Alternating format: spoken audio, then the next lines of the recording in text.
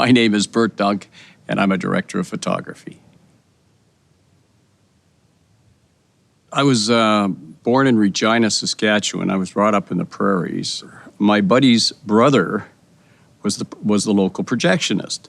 So I used to spend every night at the local theater in the projection room watching the movies, because I was interested, I guess, in the technology, the projector and the carbon arcs and all the rest of it, how it all worked. So I eventually ended up going to New York City to take a course in cinematography at Tremaine School of Photography, which was right down by Wall Street, right in downtown Manhattan. So that's where I started. One of the cameramen I worked with then there was Graham Ferguson, who specialized in doing documentaries. He asked me if I'd like to go work on this film for Expo 67 called Man in the Polar Regions.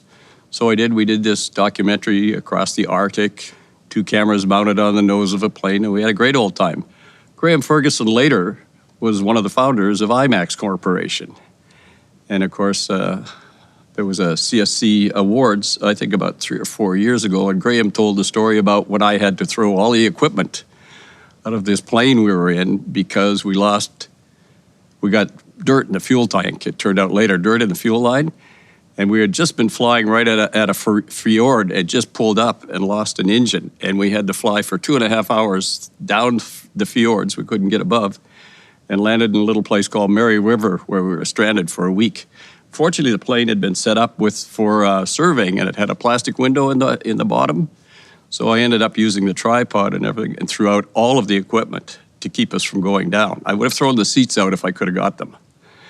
And I did have Arris on that show, which was fun.